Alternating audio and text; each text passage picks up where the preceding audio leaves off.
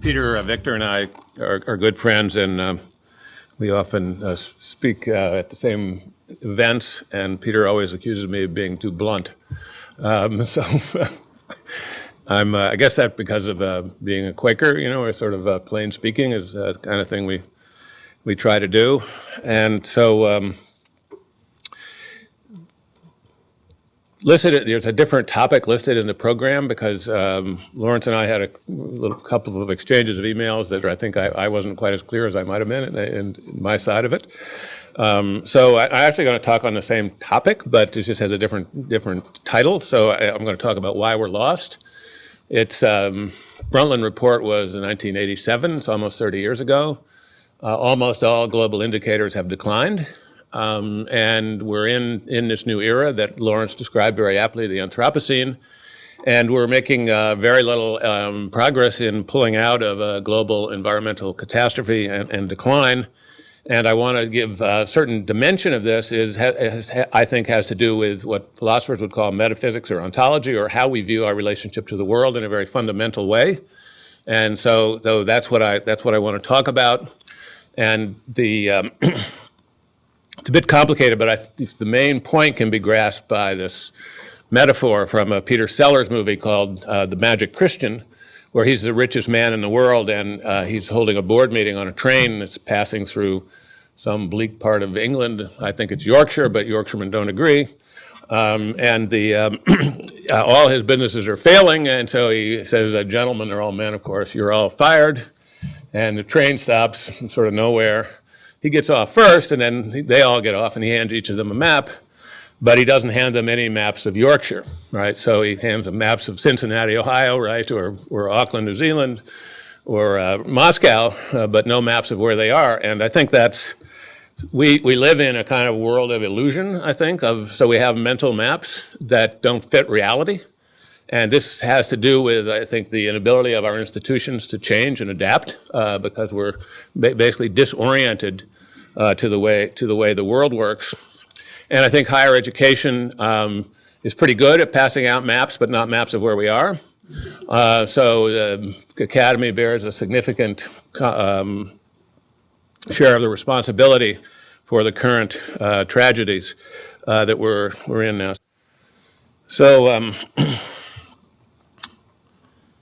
This is a picture. So my presentation is almost all photographs of pictures. If you don't like nudity, you're not going to like this presentation. So you better leave, right? So I think this picture, famous remark by Wittgenstein about a picture. This picture holds us captive. He wasn't talking about this particular picture. This picture frames our thinking about how we relate to reality. And it's one that has a view that humans are separate and above and different from the rest of the natural world.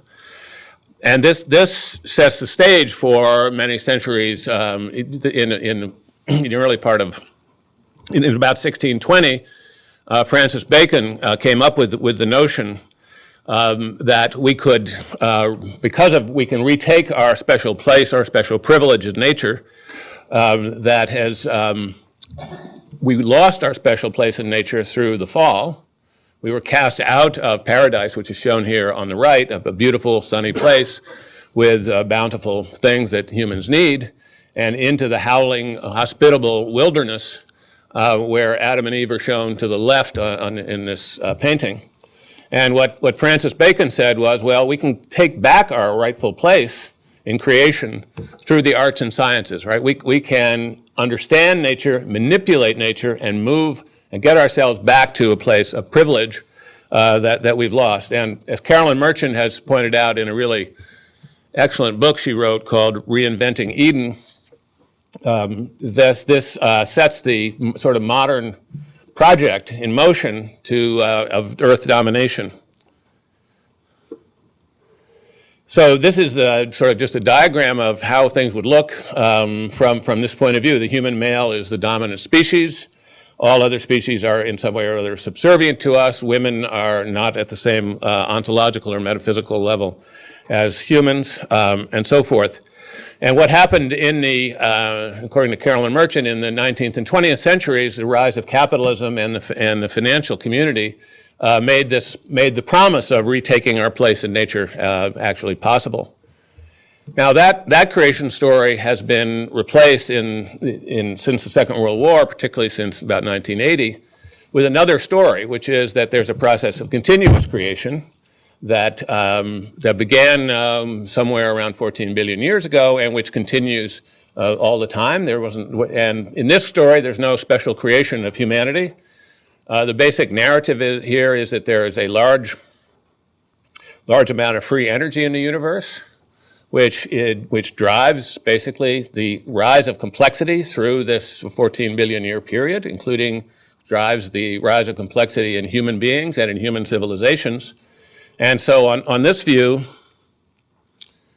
this is the coevolutionary worldview, right? That human beings are part of this long productive process, that we evolve along with other species, that the Earth evolves along with us, right? And there's a kind of reciprocal relationship between the evolution of life and the characteristics of the planet.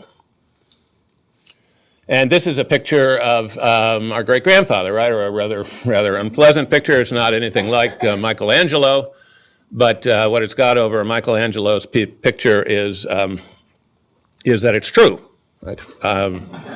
So where we are now is, this is my view of parts of higher education, right? We're basically destroying the prospects for our own children because in part, and I'm not talking about all of higher education, but certain elements of higher education. So I'm not going to go over this. We're in the Anthropocene. Lawrence has done a very good job of summarizing the global situation, and this is one of great danger to ourselves and to the rest of life with which we share heritage and destiny.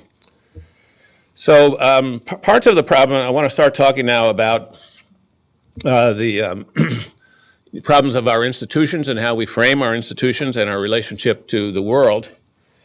This actually is a slight mistake here. It should be called drafting the Declaration of Independence. This is Jefferson, Adams, and Franklin. And what I like about this painting is that there are lots of scraps of paper on the floor that shows that they had drafting the document and they made some mistakes, and so they threw them on the floor. But it's my view that a lot of the mistakes stayed in the documents, and that these are profoundly misleading ways of thinking about our relationship to life and the world. Jefferson famously wrote that, just quote the sentence correctly, "We hold these truths to be self-evident, that all men are created equal. They are endowed by their Creator with inalienable rights, life, liberty, and the pursuit of happiness." But there are problems with even this simple formulation of the model nation. Jefferson was criticized for holding slaves even after he had written the Declaration of Independence. He was criticized for having one of the slaves as his mistress, Sally Heming. But nobody mentions that he should be criticized for enslaving the whole world by making it private property. So I want to argue that there are certain problems in the foundations of political and economic liberalism that are impeding our adaptation to and reaction to the Anthropocene. These are property, the sovereign person, the sovereign nation, the concept of liberty, the concept of progress, and the concept of growth. So the problem with property is that, well, there are lots of problems with it. I'll just give a couple of them. One is that it finds no footing in an evolutionary worldview, right? If you can get to private property in the way we conceive of it in the Anglo-Saxon countries or Anglo-Saxon-derived countries, because in the biblical account, God gives the earth to to men and the sons of men for their use, right? But in the evolutionary framework, you don't have access to those kinds of arguments. And a lot of the traditional arguments in favor of private property fail to work. So I should also point out that what's happened de facto over the last few centuries is that rich nations have basically confiscated the use of the global commons, both in filling up the atmosphere with carbon dioxide and other gases, But also we've appropriated the long carbon molecules, Wes Jackson puts it. We've confiscated the coal, the oil, the forests, the best soils, and so forth. So there is another way to think about the human-Earth relationship, and proposed by Thomas Berry, that instead of owning the Earth, we should think about having a mutually enhancing relationship between humans and the Earth. Okay, the second problem is, this is sort of, I take the 66 bus a lot, and this is sort of, it seems to me, what happens a lot on the 66 bus, right? So Jefferson had in mind that there's such a thing as a sovereign person, right? The person is in control of his or her body and his or her property. And so this becomes the notion that humans are somehow disembedded, right? That we're somehow separate from the rest of the energy and material flows of the Earth. But so after this happens on the bus, later on in the day, you're not feeling quite so great. And then the next day you think, well, maybe I better stay home and so forth. So what I'm just trying to illustrate here is that we're embedded in the biophysical systems that are around us, right? Our sort of separateness is maintained by our immune systems. And in an era, particularly this era of the internet, we're embedded in social meaning systems, right? That very much influence how we think and what we do. So the notion of the sovereign person, I think, is a difficulty, but I think also the notion of the sovereign state is a very big difficulty, and perhaps will bring on our ruin. So this is what the world looked like when I was in second grade. I remember these kind of maps, and spin these things, or these kind of globes, just spin this, and I would look, oh, well, maybe I'll go to Mongolia someday, and that would be super interesting, and so forth. But, of course, this idea is wrong, too. This is what the world looks like. And so we're trying to manage, this is a sort of, obviously very common image at this point, but the way we should think about this is this is a depiction of a single set of systems in which all of the nations are simply parts, and to which so we're trying to govern the world with a framework about individual nation states when the world is in fact a set of complex, well, it's not even a set of systems, it's a single system. Now, maybe the worst problem is the problem with the concept of liberty.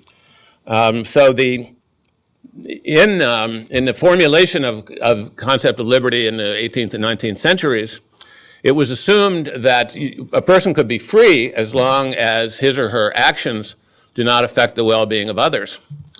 Now, whether that was true then or not, I don't know. But now it's not true, because now the carbon sinks are full.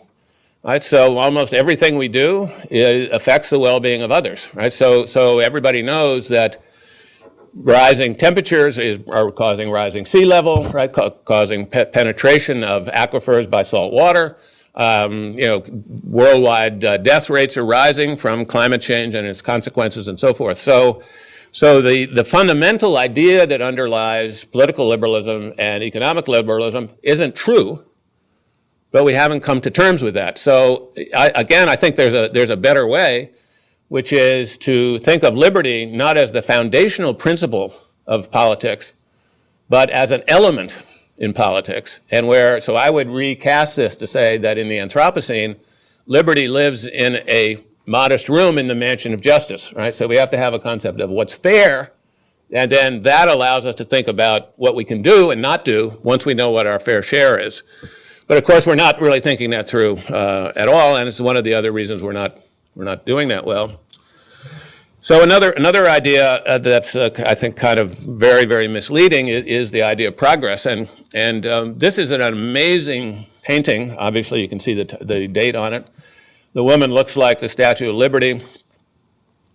So just to call attention to a couple things. One is she's not touching the ground. Right? So we're this, especially Europeans, are these kind of people that have this sort of special status, right? So we're not encumbered by matter in the way other peoples are. We're sort of platonic, floating out there somewhere. But also, if you can see there, on the extreme right of the picture, all of the light is coming from Europe. It's the European Enlightenment. There's the Brooklyn Bridge is there, and Manhattan and so forth, still a source, of course, of all enlightenment. She's driving off the Aboriginal or First Nations peoples. So you can see they're right in front of her, running as fast as they can, still running, I guess. And she's pushing off the other species and converting and legitimating the conversion of the entire continent to human purposes. And what's remarkable about the painting, I think, is how sort of unapologetic it is. But if you go back to Carolyn Merchant's proposal, the whole thing's a success, right? So the goal is to sort of recreate paradise, get back to our rightful place in nature, and we've in fact accomplished this, right? So this is the West Edmonton Mall, and you can get Diet Coke and potato chips here anytime you want, right? So this is basically paradise has been rediscovered and been established, right? So are the universities going to save us? Well, maybe, but there's some real problems, some of which Peter has alluded to. So macroeconomics, I won't repeat much on this. Macroeconomics has basically replaced the idea of progress now. Progress is economic growth. It has all of the problems that Peter is talking about. And there's one thing that's quite remarkable. Is the degree to which economists think of themselves and think of macroeconomics as detached from biophysical reality. Here's a short quote from this book. And I chose this book in part because I got it for nothing. I didn't want to buy one of these, of course. And it's Ben Bernanke is one of the authors. So he wrote, ideally, for purposes of economic and environmental planning, the use and misuse of natural resources and the environment should be appropriately measured in the national income accounts. Unfortunately, they are not. So this is, the notion here is that somehow whether we can plan macroeconomics, but we don't have any systematic way of accounting for the relationship between macroeconomics and the biophysical reality on which it depends. So we're up against a serious problem, and this is the diagram that Peter Victor showed. So I'm not going to dwell on it. The point is that it's a perpetual motion machine, right? There's no way in a universe governed by thermodynamics that this could even be remotely be true. But this is taught. So you think, well, this is from something a really long time ago, right? That nobody could actually still be doing this. But if you look at the date here, you'll see this is a very recent textbook. So this goes back to this notion that somehow what humans do is separate from everything else, right? There's a kind of metaphysical long, a couple thousand years at least of a metaphysical mistake here that's still going on. Here's also similar to what Peter was talking about. We have to think about the economy as embedded in natural systems. This is a simpler version of the same point.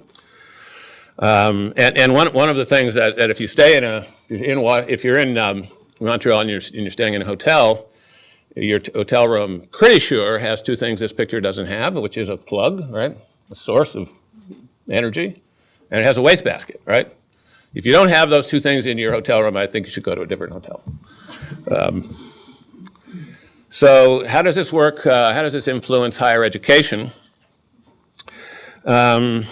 So if this is the painting by Waterhouse of Narcissus. If you recall, Narcissus, a very attractive young man, and many women are attracted to him, trying to get his attention and so forth. But he is so infatuated with his own image and his own being that he doesn't pay attention to any of them. In some of the stories, he actually dies as a result of self-infatuation. So I think this is in part what we do in education, right? We don't study the universe as the purpose of of universities is to study the universe and the human place in it. We study our thoughts about the universe. So in economics and finance, I think, are the poster children of this phenomena, right? So we have these ideas about how things work. We don't connect them to how things actually work, right? So we're studying our own images, not the reality that's out there. So the problem is that huge numbers of students study topics like economics and finance. I'm not saying they're the only ones. Just come back to that in questions. And then when they leave the university, having no connection between their thought systems and the biophysical reality of the planet, they sow mayhem. So what can be done about higher education? Well, one thing I suggest is reject narcissism, connect the social sciences, or at least some of the social sciences, with the revolution in physics, chemistry, and biology in the 20th century. At least get these things informed about each other. Right? Second, recognize that embedded thought systems are like infectious diseases, right? Disembedded thought systems, that is, thought systems that have no empirical grounding in reality, can colonize other thought systems. This is called by Richard Norgaard, in the case of economics, economism, right? Where everything, with the tools and thought systems of economics are used in disciplines for which they are, in my view at least, radically unsuited. And a third remedy, or third thing to try to fix in higher education, is take responsibility for our role in the declining prospects of life on Earth. And fourth, make the reconciliation of science and the social sciences a condition of further support. So, in other words, we have to go back to and take seriously a co-evolutionary worldview. And in a co-evolutionary worldview, if I can get that to go, well, yeah, previous. In a co-evolutionary worldview, there are no chosen species, there's no chosen people, there's no chosen gender. The human population growth is not an intrinsic good. There is no divine mandate that humans own the earth. There is no exogenous rescue. Nobody's going to come from somewhere else in the universe and fix this mess, right? And there's no ex cathedra moral system like the Ten Commandments, which is independent of the biophysical co-evolutionary reality. Right? Moral systems arise as part of the evolutionary process and are adapted to for a whole variety of reasons. I find this image extremely liberating. So lastly, I just want to talk about what citizenship would look like in the framework that I'm talking about, and then I'll conclude. I'm influenced by a very short book, a very well-written book by James Carse called Finite and Infinite Games. And he distinguishes between finite games, which are like hockey and football and things like that. The point of the game is to win. It's played in a particular place. There's a certain set of rules. Number of players is limited, and so forth. He says, okay, that's all fine, but there are also infinite games where the purpose of the game is to keep the game going. This is the ultimate infinite game is evolution, right? It's a process it unfolds into unfolding continuously into novelty. And on this point of view, what we should do is we should think about being in an infinite game, in which the purpose of the game is to keep it going. Property, we should think about property, shifting from property to a mutually enhancing human-earth relationship, redefine personal and national sovereignty, subordinate liberty to justice for all of life, abandon the growth-suicide pact, begin rapid and orderly compassionate retreat, pulling back the size of the human project on the planet in a way that protects the most vulnerable persons and ecosystems. And in my mind, this would be the proper definition of progress in the Anthropocene. Thank you.